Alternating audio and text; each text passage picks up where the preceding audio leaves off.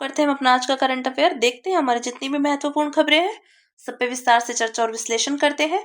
हमारी पहली न्यूज है, एसोचैम ईग्रो ने व्यापार करने में चुनौतियों का सामना कर रहे एमएसएमईज रिपोर्ट जारी की। तो रिपोर्ट के मुख्य बिंदुओं पर एक नजर डालते हैं। वित्त वर्ष 2024 में एमएसएमईज द्वारा सकल घरेलू उत्पाद जीडीपी में लगभग 30%, विनिर्माण उत्पादन में 45% और निर्यात में 46% का योगदान किया गया है। यह अनुमान लगाया गया है कि 2047 तक विनिर्माण और सेवा क्षेत्रकों में देश के 67% कार्यबल को रोजगार मिलेगा और ये क्षेत्रक जीडीपी में 75% से अधिक का योगदान करेंगे।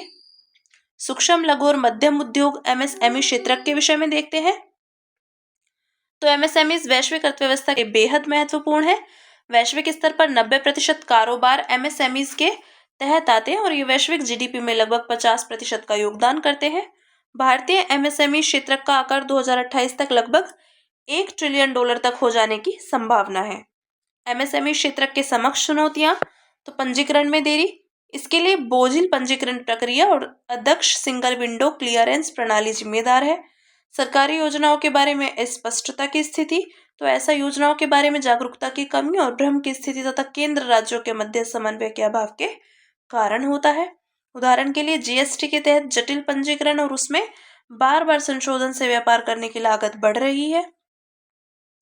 प्रशासनिक बोझ, प्रोफेशनल टैक्स, कॉन्ट्रैक्ट लेबर, न्यूनतम मजदूरी आदि के मामले में डॉक्यूमेंट संबंधी दोहराव के कारण व्यापार संचालन में बाधा उत्पन्न हो रही है। श्रम संबंधी मुद्दे, तो इसमें नई नियुक्ति वाले कर्मचारियों के लिए स्पष्ट ट्रायल पीरियड का अभाव, अकुशल श्रमिक, राज्यों के मध्य वेतन के संबंध में भिन्नता, अक्षम प्रशिक्षण केंद्र आदि शामिल है। वित्तीय मुद्दे, तो एमएसएमई के विकास में संस्थागत वित्त तक सीमित पहुंच, अस्पष्ट ऋण आवेदन प्रक्रिया और जमानत की कमी आदि बाधा डालते हैं। निर्यात संबंधी मुद्दे, तो अपर्याप्त अवसंरचना, भारतीय एमएसएमई के लिए पर्यावरण, सामाजिक और गवर्नेंस रिपोर्ट्स की अनिवार्यता के अभाव आदि के कारण निर्यात प्रतिस्पर्धात्मकता पर असर पड़ता है। ठीक है, अब बात करते हैं रिपोर्ट में की गई सिफारिश के विषय में। तो समर्पित हेल्पलाइन और दस्तावेजों के लिए मानकीकृत चेकलिस्ट के साथ सिंगल विंडो क्लियरेंस के जरिए पंजीकरण व्यवस्था को सुव्यवस्थित किया जाना चाहिए।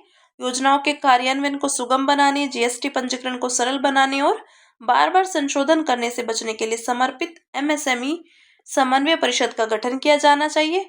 कर्मचारियों के लिए समान वेतन, किफायती श्रम बीमा योजनाएं और उद्योग से संबंधित व्यावसायिक प्रशिक्षण कार्यक्रमों के माध्यम से कार्यबल का बेहतर प्रबंधन किया जाना चाहिए।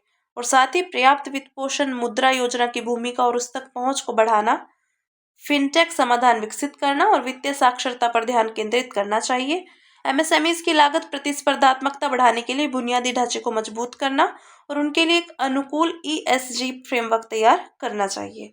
ठीक है, अब बात करेंगे। एनजीटी ने केंद्रीय प्रदूषण नियंत्रण बोर्ड से अवैध रेत खनन से निपटने के लिए अखिल भारतीय दिशा निर्देश तैयार करने को कहा।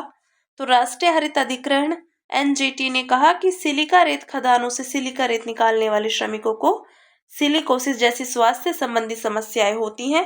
सिलिकोसिस वस्तुतः फेफड़ों की बीमारी है जो क्रिस्टलीय सिलिका धूल के सांस के जरिए फेफड़ों तक पहुंचने से होती है। एनजीटी ने यह भी पाया कि सिलिका रेत वॉशिंग प्लांट्स में उचित रूप से रिकॉर्ड नहीं रखा जाता। इसके अलावा वैधानिक विनियामक कानूनों के पालन के मामले में लापरवाही भी बरतते हैं।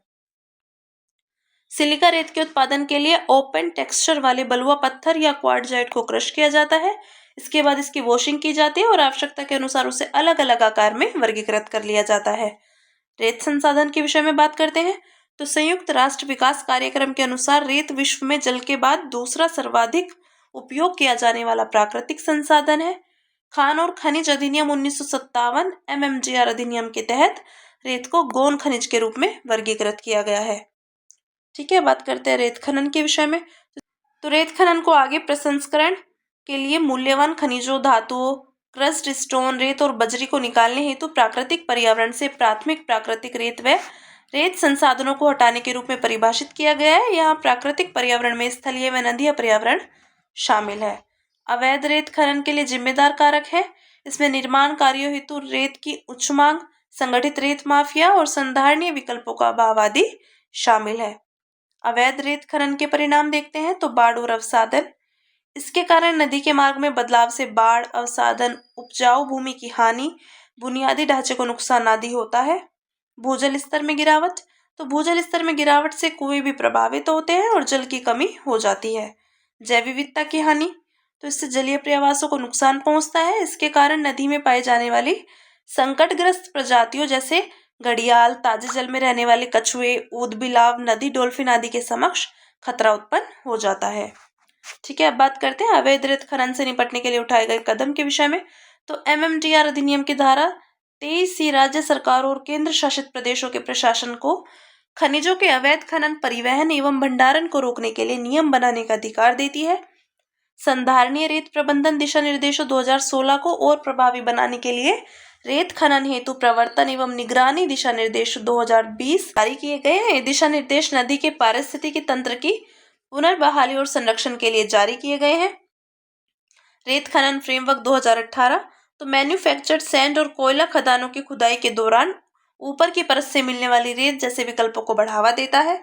अंतरिक्ष प्रौद्योगिकी पर आधारित खनन निगरानी प्रणाली, तो अवैध रेत खनन पर नजर रखने और उसे नियंत्रित करने का कार्य करती है। ठीक है, बात की हमने अवैध रेत खनन से निपटने के लिए जो कदम उठाए गए हैं उनके विषय में। अब बात करते हैं। केंद्रीय कृषि एवं किसान कल्याण मंत्रालय द्वारा आयोजित 13वीं नेशनल सीड कांग्रेस NSC संपन्न हुई। तो 13वीं नेशनल सीड कांग्रेस में सस्टेनेबल सीड इकोसिस्टम के लिए नवाचार पर ध्यान केंद्रित किया गया है। इसमें बीज प्रौद्योगिकियों, बायोफोर्टिफाइड फसलों, डायरेक्ट सीडेड राइस, DSR जैसी जलवायु अनुकूल कृषि पद्धतियों को रेखांकित किया गया है। सस्टेनेबल सीड इकोसिस्टम, तो खाद्य और कृषि संगठन के अनुसार यह किसानों के लिए उपयुक्त फसल किस्मों के किफायती और गुणवत्तापूर्ण बीजों की समय पर उपलब्धता सुनिश्चित करता है। गुणवत्तापूर्ण बीजों का महत्व, तो ये फसलों के आनुवांशिक और भौतिक गुण बनाए रखते हैं तथा पौधों को प्रतिकूल परिस्थितियों का सामना करने की क्षमता प्रदान करते हैं। इनके अंकुर अधिक मजबूत और तेजी से बढ़ते हैं तथा ये पेस्ट प्रतिरोधी भी हो सकते हैं। इनकी जड़ प्रणाली का अधिक दक्षतापूर्वक विकास होता है। ये जड़ें पोषक तत्वों का बेहतर तरीके से उपयोग करती हैं, इससे अधिक उपज प्राप्त होती है। उन्नत किस्मों के अच्छे गुणवत्ता वाले बीज न्यूनतम 10 से 12% अधिक उपज प्रदान करते हैं। भारत के सीड इकोसिस्टम के समक्ष चुनौतियां, तो बीज प्रतिस्थापन दर, भारत में यह दर लगभग 15 से 20% है। वैसे अलग अलग फसल किस्मों में यह दर अलग अलग हो सकती है। हालांकि संकर बीजों में यह 100% है। किसी खेत में बोई जाने वाली कुल फसल में से जितना हिस्सा प्रमाणित या गुणवत्ता वाले बीजों से बोया गया होता है उसे बीज प्रतिस्थापन दर कहा जाता है। साधारण भाषा में बात करें तो यह बताता है कि किसान अपने खेतों में कितने अच्छे और शुद्ध बीजों का इस्तेमाल कर रहे हैं। प्रमाणित बीज वे बीज होते हैं जिनकी गुणवत्ता और शुद्धता की जांच की जा चुकी होती है। मोनोकल्चर फार्मिंग, तो BT कपास की बड़े पैमाने पर खेती से जैव विविधता को नुकसान पहुंचता है और फसलों पर पेस्ट के हमलों का खतरा बढ़ जाता है। बीज के बाजार पर एकाधिकार, तो बेयर जैसी बहुराष्ट्रीय कंपनियों का बीज के बाजारों पर प्रभुत्व है। इससे स्थानीय स्तर पर संरक्षित बीजों का प्रसार नहीं हो पाता है। अन्य चुनौतियां देखते हैं तो बीज विधेयक संसद में लंबित है, बीज क्षेत्र में उद्यमिता की कमी है आदि। सीड इकोसिस्टम के क्षेत्र में सरकार द्वारा उठाए गए कदम देखते हैं कौन कौन से हैं। तो राष्ट्रीय बीज निगम NSC की स्थापना, इसकी स्थापना 1963 में हुई थी। यह 60 फसलों की 600 से अधिक किस्मों के लिए आधार और प्रमाणित बीज का उत्पादन करता है। बीज अधिनियम 1966, तो यह कानून बीज की गुणवत्ता सुनिश्चित करता है। इसी अधिनियम के तहत राज्य बीज प्रमाणन एजेंसियों की स्थापना की गई है। राष्ट्रीय बीज नीति 2002, तो यह नीति फसल किस्मों के विकास, बीज की गुणवत्ता और बौद्धिक संपदा संरक्षण पर ध्यान केंद्रित करती है। बीज ग्राम कार्यक्रम, तो इसका उद्देश्य किसानों द्वारा संरक्षित बीजों की गुणवत्ता में सुधार करना है। राष्ट्रीय बीज भंडारण, तो जलवायु आपदाओं के दौरान बीज की उपलब्धता सुनिश्चित करने के लिए बीज का भंडारण बनाए रखता है। ठीक है, तो जो कदम उठाए गए हैं सीड इकोसिस्टम के क्षेत्र में सरकार द्वारा, उनके विषयों में हमने चर्चा की। अब बात करते हैं अगली न्यूज़ की, जो है भोपाल गैस त्रासदी को 40 साल पूरे हुए। तो इसके विषय में देखते हैं। 3 दिसंबर 1984 को यूनियन कार्बाइड इंडिया लिमिटेड के स्वामित्व वाले एक कीटनाशक संयंत्र से अत्यधिक जहरीली मिथाइल आइसोसाइनेट गैस लीक हुई थी। इस त्रासदी के 4 दशक बाद भी UCIL के परिसर में सैकड़ों टन जहरीला अपशिष्ट वहीं मौजूद है। यह भारत की पहली बड़ी रासायनिक यानी औद्योगिक आपदा थी। भारत में घटित अन्य रासायनिक आपदाएं, तो चेन्नई में अमोनिया गैस रिसाव 2024, यह चक्रवात मिचोंग के कारण गैस पाइपलाइन के क्षतिग्रस्त होने के कारण घटित हुई थी। विजाग गैस रिसाव 2020, तो यह विशाखापत्तनम में LG पॉलीमर्स केमिकल प्लांट में स्टाइरीन गैस रिसाव के कारण हुई थी। और तुगलकाबाद गैस रिसाव 2017, तो यह कंटेनर में से केमिकल क्लोरो मिथाइल पाइरिडीन के लीक होने के कारण घटित हुई थी, जिसका उपयोग कीटनाशक बनाने हेतु किया जाता है। रासायनिक आपदाओं के लिए जिम्मेदार कारण है, इसमें मानवीय, तकनीकी और प्रबंधन संबंधी त्रुटियों के कारण किसी प्रोसेस एवं सुरक्षा प्रणालियों की विफलता, प्राकृतिक आपदाओं का प्रभाव, खतरनाक अपशिष्ट प्रसंस्करण और निपटान, आतंकवादी हमला, विद्रोह के कारण तोड़फोड़ आदि शामिल है। रासायनिक आपदाओं के प्रभाव है स्वास्थ्य पर प्रभाव, तो विषैले रसायनों के संपर्क में आने से महिलाओं के जनन स्वास्थ्य पर प्रतिकूल प्रभाव पड़ सकता है। साथ ही श्वसन संबंधी समस्याएं, कैंसर और आनुवांशिक उत्परिवर्तन भी देखने को मिल सकता है। पर्यावरण पर प्रभाव, तो इससे मृदा, जल एवं वायु प्रदूषण होता है, जिससे पारिस्थितिकी तंत्र एवं जैव विविधता पर और बुरा असर पड़ता है। फसल पर प्रभाव की बात करें तो खतरनाक रसायनों के संपर्क में आने से पौधों की कोशिकाओं को क्षति पहुंचती है, इससे प्रकाश संश्लेषण और विकास अवरुद्ध होता है तथा उत्पादकता में कमी आती है। जैव संचयन, पर्यावरण में विषाक्त पदार्थ पहुंचकर खाद्य श्रृंखला में प्रवेश कर सकते हैं, जिससे जैव संचयन हो सकता है। अब जानते हैं मिथाइल आइसोसाइनेट के विषय में। तो यह एक वाष्पशील व रंगहीन तरल है जो अत्यंत ज्वलनशील होता है। यह वायु के संपर्क में आने पर विस्फोटक हो सकता है। यह जल के साथ अभिक्रिया करके ऊष्मा उत्सर्जित करता है तथा मिथाइलमाइन और कार्बन डाइऑक्साइड का निर्माण करता है। इसकी तरल अवस्था और वाष्प सांस लेने या आंखों या त्वचा के संपर्क में आने पर विषाक्त प्रभाव उत्पन्न करती हैं। रासायनिक दुर्घटनाओं से निपटने के लिए उठाए गए कदम देखते हैं। तो रासायनिक आपदा प्रबंधन पर राष्ट्रीय आपदा प्रबंधन प्राधिकरण के दिशा निर्देश क्या है? तो इसके तहत विनियामक निकायों द्वारा निरीक्षण प्रणाली तथा प्राथमिकता के आधार पर राज्यों और जिलों के साथ इंफॉर्मेशन नेटवर्किंग प्रणाली स्थापित करना आदि शामिल है। विस्फोटक अधिनियम 1884, तो विस्फोटकों के विनिर्माण, उन्हें रखने, उनके उपयोग तथा परिवहन और आयात को नियंत्रित करता है। रासायनिक दुर्घटनाएं, तो आपातकालीन योजना, तैयारी और प्रतिक्रिया नियम 1996 में बनाए गए हैं। ठीक है, बात की हमने भोपाल गैस त्रासदी के विषय में। अब बात करते हैं, केंद्रीय स्वास्थ्य मंत्री ने विश्व एड्स दिवस 2024 कार्यक्रम का उद्घाटन किया। तो राष्ट्रीय एड्स नियंत्रण संगठन द्वारा 1992 से हर साल 1 दिसंबर को विश्व एड्स दिवस मनाया जा रहा है। NACO स्वास्थ्य और परिवार कल्याण मंत्रालय के अधीन आता है। HIV वायरस के विषय में देखते हैं, तो ह्यूमन इम्यूनोडिफिशियंसी वायरस या मानव शरीर की प्रतिरक्षा प्रणाली की CD4 कोशिकाओं पर हमला करता है और उन्हें नष्ट कर देता है। CD4 कोशिकाएं एक प्रकार की श्वेत रक्त कोशिकाएं हैं जो शरीर को संक्रमण से बचाने में प्रमुख भूमिका निभाती हैं। रेट्रोवायरस फैमिली से संबंधित, तो रेट्रोवायरस के निर्देश राइबोन्यूक्लिक एसिड पर लिखे होते हैं। जब एक रेट्रोवायरस कोशिकाओं पर हमला करता है तो यह कोशिकाओं के निर्देशों की तरह दिखने के लिए अपने RNA को बदल देता है। फिर यह कोशिकाओं के DNA को काटता है और उनमें अपने निर्देश समाहित करता है। इसके बाद वायरस होस्ट की सेलुलर आनुवांशिक मशीनरी को प्रभावी ढंग से नियंत्रित कर लेता है।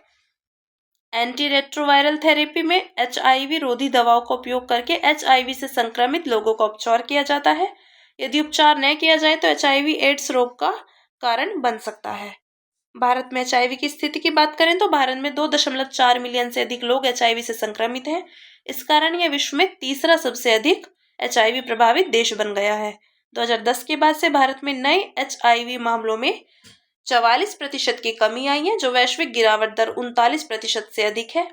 HIV की रोकथाम हेतु भारत द्वारा शुरू की गई पहले, तो भारत ने एड्स से निपटने के लिए 90-90-90 का लक्ष्य अपनाया है।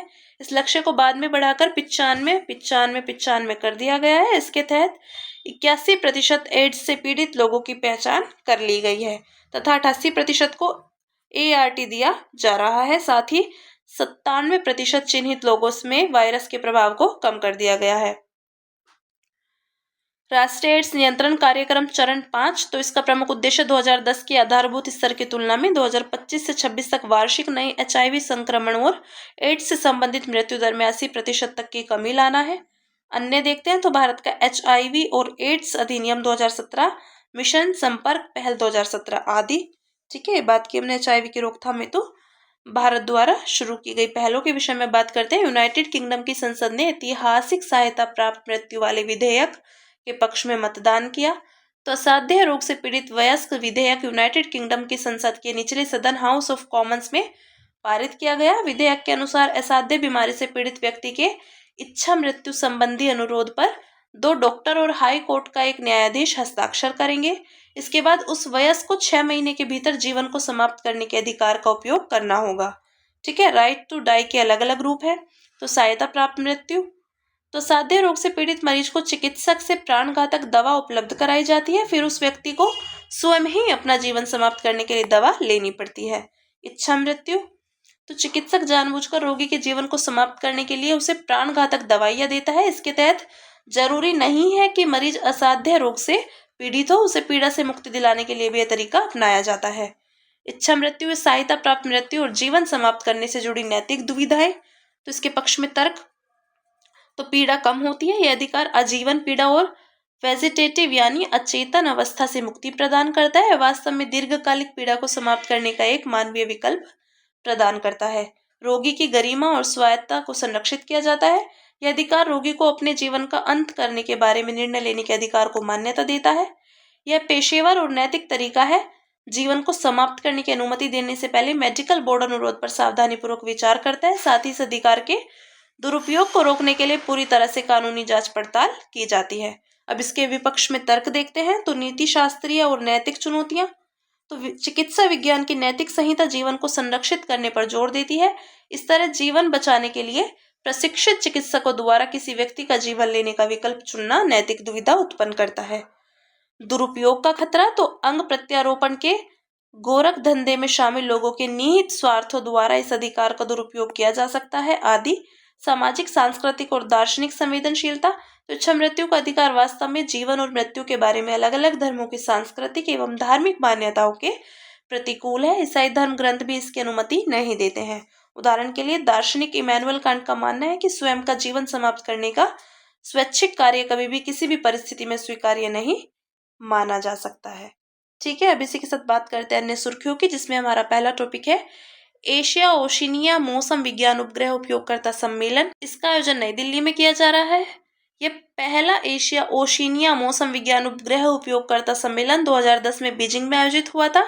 तब से यह प्रत्येक वर्ष आयोजित किया जाता है। यह मौसम विज्ञानियों, पृथ्वी वैज्ञानिकों, सैटेलाइट संचालकों और छात्रों के लिए एक महत्वपूर्ण कार्यक्रम है। इसकी मेजबानी पृथ्वी विज्ञान मंत्रालय के तहत भारतीय मौसम विज्ञान विभाग IMD करता है। इसके उद्देश्य की बात करें तो सैटेलाइट द्वारा अवलोकनों के महत्व का प्रसार करना, सैटेलाइट रिमोट सेंसिंग विज्ञान को बढ़ावा देना, सैटेलाइट के संचालकों और इसके उपयोगकर्ताओं के बीच संवाद एवं सहयोग को सुविधाजनक बनाना और अंतर्राष्ट्रीय अंतरिक्ष कार्यक्रमों की वर्तमान स्थिति और भविष्य की योजनाओं के बारे में समुदाय को सूचित करना है। स्पंज सिटी, तो स्पंज सिटी की नई अवधारणा और इस अनुरूप शहरों का विकास शहरी बाढ़ की समस्या से निपटने का एक प्रभावी तरीका है। स्पंज सिटी के विषय में देखते हैं। तो स्पंज सिटी वास्तव में शहरी विकास की संधारणीय पद्धति है। इसमें बाढ़ नियंत्रण, जल संरक्षण, जल गुणवत्ता सुधार और प्राकृतिक पारिस्थितिकी तंत्र संरक्षण के लिए संधारणीय तरीका अपनाया जाता है। उदाहरण के लिए जैसे हरित छतें, कृत्रिम आर्द्र भूमियां, वृक्ष आवरण में वृद्धि आदि। स्पंज सिटी के लाभ, तो ये वायु की आर्द्रता बढ़ाती है और शहरी सूक्ष्म जलवायु यानी स्थानीय जलवायु को प्रभावित करती है तथा लोक स्वास्थ्य जोखिमों को कम करती है। दुनिया भर में स्पंज सिटी के उदाहरण है। अल्बानिया में तिराना शहर वायु को स्वच्छ करने के लिए एक रिंग फॉरेस्ट बना रहा है। बर्लिन में हरित छतों और वर्टिकल गार्डन्स को बढ़ावा दिया जा रहा है। ठीक है। बात की हमने स्पंज सिटी के विषय में। अब देखते हैं स्वतंत्र निदेशक डेटा बैंक। तो भारतीय कॉर्पोरेट कार्य संस्थान ने स्वतंत्र निदेशक डेटा बैंक को आगे बढ़ाने के लिए एग्जीक्यूटिव सर्च लीडर्स के साथ समझौता ज्ञापन पर हस्ताक्षर किए। इसके विषय में जानते हैं। तो यह कॉर्पोरेट कार्य मंत्रालय की एक पहल है और इसका उद्देश्य मौजूदा स्वतंत्र निदेशकों का क्षमता निर्माण करना है। यह कंपनियों को स्वयं को पंजीकृत कराने और स्वतंत्र निदेशक की भूमिकाओं के लिए सही कौशल रखने वाले व्यक्तियों से जुड़ने की सुविधा प्रदान करता है और इसे कंपनी अधिनियम 2013 के तहत विकसित किया गया है। ठीक है। देखते हैं सुर्खियों में रहे अभ्यास को। तो हाल ही में संयुक्त सैन्य अभ्यास अग्नि वॉरियर का 13वां संस्करण महाराष्ट्र में संपन्न हुआ। इसके विषय में जानते हैं। तो ये भारतीय सेना और सिंगापुर के सशस्त्र बलों के बीच एक द्विपक्षीय अभ्यास है। इसका उद्देश्य संयुक्त राष्ट्र चार्टर के तहत एक बहुराष्ट्रीय बल के रूप में कंबोडियाई सेना के बीच संयुक्त टेबल टॉप अभ्यास सिनबैक्स का पहला संस्करण पुणे में शुरू किया गया। जानते हैं सिनबैक्स के विषय में। तो यह एक योजनागत अभ्यास है। इसका उद्देश्य संयुक्त राष्ट्र चार्टर के अध्याय 7 के तहत संयुक्त आतंकवादी रोधी अभियानों का युद्ध अभ्यास करना है। इस अभ्यास में सूचना संचालन, साइबर युद्ध, हाइब्रिड युद्ध, रसद और हताहत प्रबंधन, HDR संचालन आदि पर भी चर्चा की जाएगी। ठीक है, देखते हैं संक्रमण की रोकथाम और नियंत्रण पर वैश्विक रिपोर्ट 2024। तो विश्व स्वास्थ्य संगठन ने संक्रमण रोकथाम और नियंत्रण पर वैश्विक रिपोर्ट 2024 जारी की। इस रिपोर्ट के अनुसार स्वास्थ्य देखभाल सेवा कर्मियों से जुड़े संक्रमणों को रोकने में निहित गंभीर कमियों को दूर करने में धीमी प्रगति हुई है। रिपोर्ट के मुख्य बिंदुओं पर एक नजर डालते हैं। तो वर्तमान में विश्व के 71% देशों में संक्रमण रोकथाम और नियंत्रण कार्यक्रम सक्रिय है। हालांकि 2023-24 में केवल 6% देशों ने ही WHO के संक्रमण रोकथाम और नियंत्रण के सभी न्यूनतम मानदंडों को पूरा किया। वित्तीय और संसाधन संबंधित चुनौतियां, तो उदाहरण के लिए 2023 में लगभग 1/4 देशों ने स्वास्थ्य देखभाल कर्मियों के लिए व्यक्तिगत सुरक्षा उपकरणों की आपूर्ति में कमी की सूचना दी थी। आर्थिक सहयोग और विकास संगठन तथा WHO के अनुसार वैश्विक स्तर पर 2050 तक स्वास्थ्य देखभाल सेवा कर्मियों से जुड़े संक्रमणों की वजह से हर साल लगभग 3.5 मिलियन लोग अपनी जान गंवा सकते हैं। ठीक है, अब देखते हैं ग्लोबल वन स्टॉप सेंटर्स। तो सरकार ने संकटग्रस्त भारतीय महिलाओं के लिए 9 ग्लोबल OSCS को मंजूरी दी है के विषय में जानते हैं। तो इसका उद्देश्य खराब परिस्थितियों में महिलाओं को व्यापक सहायता प्रदान करना, उनकी तत्काल जरूरतों का समाधान करना और महत्वपूर्ण सहायता प्रदान करना है।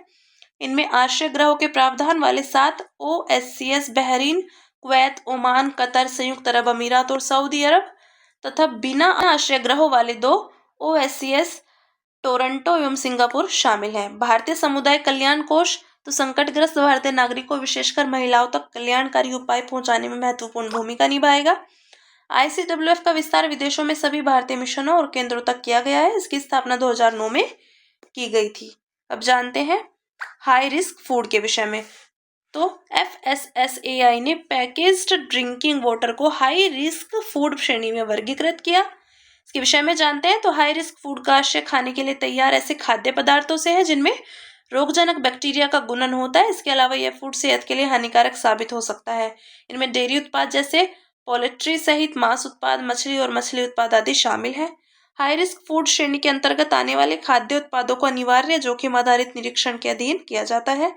हाई रिस्क वाली खाद्य श्रेणियों के तहत सभी केंद्रीय लाइसेंस प्राप्त विनिर्माता प्रोसेसर्स को प्रतिवर्ष FSSAI द्वारा मान्यता प्राप्त खाद्य सुरक्षा ऑडिटिंग एजेंसी द्वारा अपने व्यवसाय को ऑडिट करवाना होगा।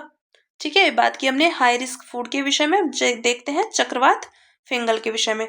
चक्रवात फिंगल के प्रभाव के कारण भारतीय मौसम विभाग ने केरल एवं तमिलनाडु के कई जिलों के लिए रेड और ऑरेंज अलर्ट जारी किए। इसके विषय में जानते हैं। ये एक उष्णकटिबंधीय तूफान है। चक्रवात वायु की एक विशाल प्रणाली होती है जो कम दबाव वाले क्षेत्र के केंद्र के चारों ओर घूमती है। राष्ट्रीय आपदा प्रबंधन प्राधिकरण ने चक्रवातों को मोटे तौर पर 2 श्रेणियों में वर्गीकृत किया है। बहिरुष्णकटिबंधीय चक्रवात, तो इन चक्रवातों की उत्पत्ति उष्णकटिबंधीय क्षेत्रों के बाहर होती है। उष्णकटिबंधीय चक्रवात तो ये मकर और कर्क रेखा के बीच के क्षेत्रों में विकसित होते हैं। पृथ्वी पर सबसे विनाशकारी तूफान माने जाते हैं। चक्रवात संबंधी अलर्ट के लिए IMD की कलर कोडिंग तो प्री साइक्लोन वॉच येलो होती है, साइक्लोन अलर्ट ऑरेंज और तथा साइक्लोन वार्निंग रेड। ठीक है, बात की हमने चक्रवात फिंगल के विषय में। देखते हैं सुर्खियों में रहा स्थल है हमारा नाइजीरिया। राजधानी है इसकी अबूजा। तो उत्तरी नाइजीरिया में नाइजर नदी में नाव पलटने से कम 54 लोगों की मौत हो गई।